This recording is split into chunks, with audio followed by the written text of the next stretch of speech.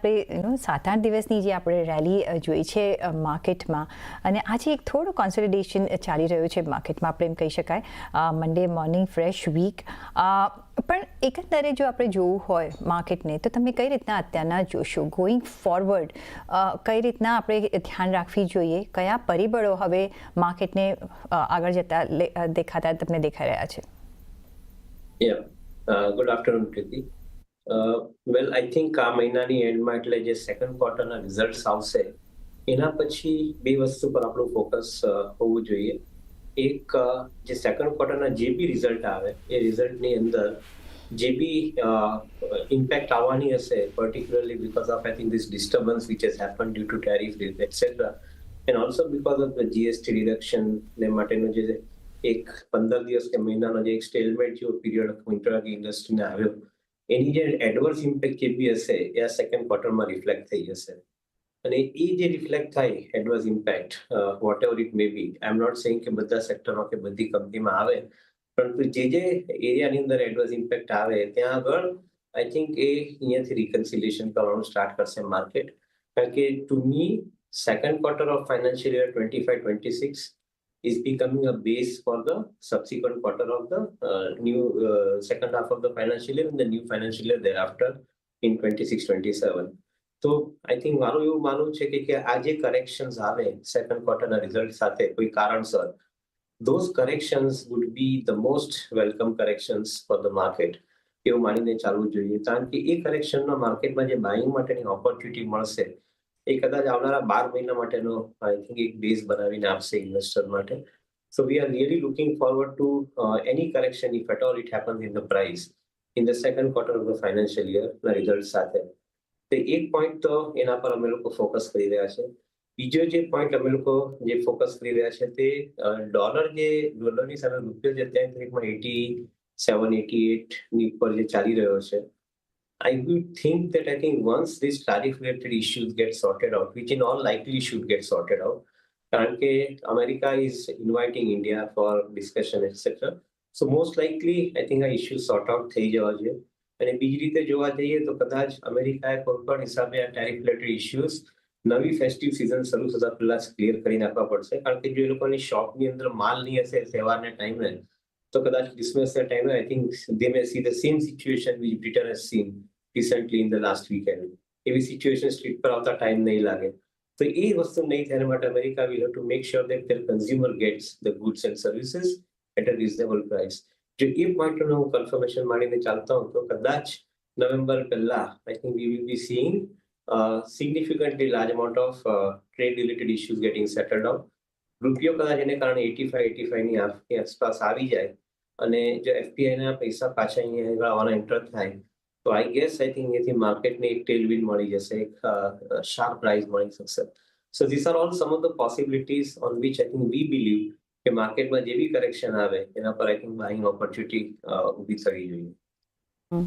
જી, of course. તો second ક્વાર્ટરના numbers આપણને 3 વીકમાં જ હવે જોવા મળશે ને એમાં જોવાનું રહેશે કે કઈ રીતના નંબર્સ આવે છે, ને જે પણ આઈ થિંક પેઇન સહન કરવાનું હશે કંપનીએ એ આ સેકન્ડ ક્વાર્ટરના નંબર્સમાં આપણને દેખાઈ જશે. ને જેમ દેવેનભાઈએ કહ્યું કે એક બેઝ યર, બેઝ ક્વાર્ટર સાબિત થઈ શકે છે જે આગલા 12 મહિનાની દિશામાં આપણને આગળ લઈ જશે. અને ઓફકોર્સ ટેરિફ ટ્રમ્પ સાહેબે ઓફકોર્સ અત્યારના ઇન્વાઇટ કર્યા છે. ક્યારે ફ્રેન્ડ બની જાય છે, ક્યારે અગેન્સ્ટ થઈ જાય છે, ખબર નથી પડતી. પણ યસ, એક ટોક્સથી આપણે માની શકીએ કે કદાચ ટેરિફમાં આપણને કદાચ કોઈ સુધારો જોવા મળે. અને યસ, જીએસટી જે 2.0 દેવેનભાઈ ઇન્ટ્રોડ્યુસ થઈ ગયું છે, જે હવે with effect I think September 3rd વીકથી લેશે. કઈ રીતના તમે જોઈ રહ્યા છો? બિકોઝ અહીંયા મેસિવ આપણે રિડક્શન જોઈ રહ્યા છે અને ઘણા સેક્ટર્સને અહીંયા ફાયદો થશે.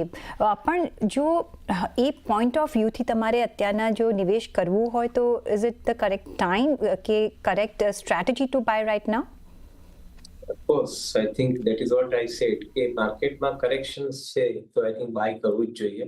અત્યારે માર્કેટ સાઇડવેઝ જઈ રહ્યું છે. હું પૂછું છું કારણ કે અનસર્ટનિટી ફેક્ટર માર્કેટને ક્લેરિટી નથી આપી રહ્યા. મારું એવું માનવું છે કે અનસર્ટનિટી ધીમે ધીમે ઇઝ આઉટ થઈ રહી છે અને I think we are now entering with a little better promise than before as far as I think 26 calendar year is concerned. 26 calendar year કદાચ માર્કેટને માટે 25 ના બેઝની ઉપર એક મોટો ગ્રોથ આપી શકે એ રીતે હું મારો બેઝિસ ઓફ એઝમ્પશન છે સબ્જેક્ટની અંદર. So frankly I think we believe that I think GST reduction is a boon, કારણ કે જે રીતે કન્ઝ્યુમરના હાથમાં પરચેસિંગ પાવર મૂકવામાં આવી રહ્યો છે ગવર્મેન્ટ તરફથી, government is playing a very smart act. એ લોકો એક બાજુ કન્ઝ્યુમરને હાથમાં પૈસા મૂકતા જાય છે, જીએસટી રિડક્શન ગણો, ઇન્કમ ટેક્સની લિમિટ 12 લાખ સુધીની એક્ઝમ્પશનની લઈ આવો, આઈ થિંક એને કારણે અને ઇન્ટરેસ્ટ રેટ ઘટાડી આપવો, એ બધા ફેક્ટરોને કારણે જો કદાચ કન્ઝ્યુમરના હાથમાં પૈસા અવેલેબલ થાય અને વિચ ઇઝ અ ફેક્ટ, તો આવતા 6-12 મહિનાની અંદર collection of GST also can improve significantly, કારણ કે લગભગ મારા ખ્યાલથી જે અત્યારના 1,95,000 કરોડની આસપાસનો જે બેઝ છે એ બેઝ કદાચ 2024-27 ના વર્ષમાં કદાચ 2,20,000 કરોડ 2,30,000 કરોડની આસપાસ આવી શકે એવી એક પોસિબિલિટી ગણીને ચાલવું જોઈએ. So we are remaining relatively more clear about it કે અહીંયા આગળથી એક ગ્રોથ સારો દેખાશે ગવર્મેન્ટના ટેક્સ કલેક્શનની અંદર પણ. I think let's wait and see. But overall, I think this is going to increase the consumer spending. It is going to increase higher amount of demand generation. અને એને કારણે કદાચ ગવર્મેન્ટનો ટેક્સ કલેક્શનના પૈસા પણ because of transaction increasing વધીને આવશે એવું માનીને ચાલવું જોઈએ. અને ફેસ્ટિવ સિઝન આખો સપોર્ટ પણ કરશે, એ પણ આપણે માનીને આગળ ચાલી શકીએ છીએ. પણ આપણે થોડું ઇન્ફ્લેશનના નંબર્સ આવતા જોયા. ઓલ્ધો ઇન્ફ્લેશન એક ડાઉન ટ્રેન્ડ પર છે, પણ જો કમ્પેરેટિવ જો જોઈએ મંથ ઓન મંથ બેઝિસ પર આવતો આ વખતે ડબ્લ્યુપીઆઈ અને સીપીઆઈમાં થોડું આપણે ઇન્ક્રીઝ જોવા મળ્યું છે, અને mainly again from the food part આપણે જોઈ રહ્યા છીએ. કઈ રીતના તમે જુઓ છો આ એક વન ઓફ ધ મંથ છે કે આગળ જતાં આપણે જે ઇન્ફ્લેશન આપણે ટાર્ગેટ્સ આપ્યા છે એ પ્રમાણે જ આપણે જઈશું? શું એક આ વસ્તુ માર્કેટને બોધર કરશે? આઈ થિંક ઓવરઓલ જે રીતે ઇકોનોમીની અંદર કોસ્ટ સ્ટ્રક્ચર ઘટાડવામાં આવી રહ્યું છે અને જીએસટીનો કારણે કોસ્ટ સ્ટ્રક્ચર ઘટાડવામાં આવી રહ્યું છે, મારું એવું માનવું છે કે ઇન્ટરેસ્ટ રેટ ઘટાડવો અને જીએસટીની અંદર કોસ્ટ સ્ટ્રક્ચર ઘટવી અને એની સાથે સાથે ઇલેક્ટ્રિસિટીની અંદર જે રિન્યુએબલનો કોમ્પોનન્ટ એડ થવો, જેને કારણે મેન્યુફેક્ચરિંગ કોસ્ટમાં પણ એક કુશન મળવાનું સ્ટાર્ટ થવું, આઈ થિંક આ બધાની મલ્ટીપ્લાયર ઇફેક્ટ આવે. એને તમે કદાચ 1 મહિના 2 મહિનામાં તમે કેલ્ક્યુલેટ નહીં કરી શકો, પણ આ બધાની મલ્ટીપ્લાયર ઇફેક્ટ આવે. અને because of this particular cost reduction which is a structural cost reduction which is happening in the economy, it is happening in the system, એની જે લોંગ ટર્મ ઇમ્પેક્ટ છે એ લોંગ ટર્મ ઇમ્પેક્ટ ઇન્ફ્લેશનની ઉપર બહુ positive રહેશે. At the same time જે food પ્રોડક્ટ્સની અંદર જે ઇન્ફ્લેશનનો હંમેશા પ્રેશર રહેતું હોય છે, with a good monsoon behind us, મને એવું લાગે છે કે અહીંયા ઇન્ડિયન ઇકોનોમીની અંદર એગ્રીકલ્ચરલ પ્રોડક્ટ્સને કારણે જે ઇન્ફ્લેશનનું પ્રેશર હતું એ પ્રેશર અહીંયાથી આપણું ઘટીને આવે એવું દેખાઈ રહ્યું છે. So overall I think inflation lower trajectory પર છે.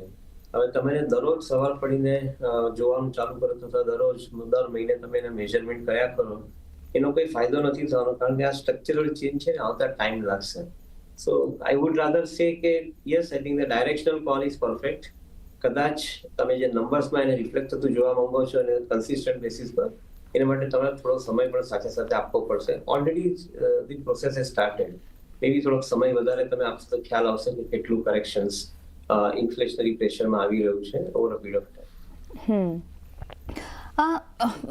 સાથે શરૂઆત કરીએ ડિફેન્સ સેક્ટરથી, કારણ કે જે આજે ન્યૂઝ બેઝ છે અને ડિફેન્સ પ્રોક્યોરમેન્ટ મેન્યુઅલ 2025ને મંજૂરી મળી ગઈ છે. 1 લાખ કરોડ સુધીનું FY25માં એ લોકો પરચેઝ કરશે અને ડિફેન્સ એઝ અ સેક્ટરને આપણે ક્લોઝલી વોચ પણ કરી રહ્યા છે. પણ કઈ રીતના તમે જુઓ છો? ઓલ્ધો અહીંયા જેસ્ટેશન પીરિયડ લાંબો હોતો હોય છે, પણ અત્યારના આપણે નિવેશ કરવું જોઈએ વેલ્યુએશનને જોતા કેટલો તમે અહીંયા સુધારો જોઈ રહ્યા છો? વેલ્યુએશન્સ બધા જ ફુલ્લી પ્રાઇસ છે અત્યારની તારીખમાં મારા હિસાબે, ઇન્ક્લુડિંગ ધ ગ્રોથ અને પ્રોસ્પેક્ટ્સ બધું કેલ્ક્યુલેટ કરી લઈએ તો પણ. એટલે કદાચ તમે લાવો બી તો બી તમારે 2-3 વર્ષનું હોલ્ડિંગ પીરિયડ મિનિમમ હોવું જોઈએ, જ્યાં તમને કદાચ મોડરેટ ટુ લોઅર રિટર્ન મળી શકે because of higher amount of valuations currently. including some exceptions તો ડેફિનેટલી ગણીને ચાલવું જોઈએ કે in certain companies I think there will be exceptions કે ત્યાં આગળ કદાચ એકાદ એક વખત શાર્પ રેલી પણ આવી શકે અમુક લેવલને કારણે. પણ overall I think V remain bullish about the prospects for defense, we remain bullish about the prospects of railways, we remain bullish about the power utilities, એ દરેક સેક્ટરની અંદર આઈ think we are remaining extremely convince કે અહીંયા આગળથી growth મોટો દેખાઈ રહ્યો છે. સો I think that valuations ને સાચવીને લેવા પડશે. કદાચ નહીં તો તમારે થોડું વેઇટિંગ પિરિયડ આપવો પડશે તમારા પોર્ટફોલિયોમાં જે વેલ્યુએશન એક્સપેન્સિવ લેશો તો. ઓફકોર્સ તમે રેલવે સેક્ટરને મેન્શન કર્યું, પણ એમાં ફર્ધર ઓન જો આપણે ડિસ્કસ આજે ઘણા બધા આજે રેલ ટેલને એક મોટો ઓર્ડર મળે છે અને એના લીધે આખું રેલવે સેક્ટર બઝિંગ છે. કઈ રીતના જુઓ છો આ સેક્ટરમાં જો તમારે ચૂઝ એન્ડ પિક કરવું હોય તો કયા વર્ટિકલ્સ તમે નજર રાખશો? આઈ થિંક જે નવી ટ્રેનો ઇન્ડિયાની અંદર બની રહી છે, particularly under the name Vande Bharat ની અંદર જે નવી ટ્રેનો બની રહી છે તેમાં જે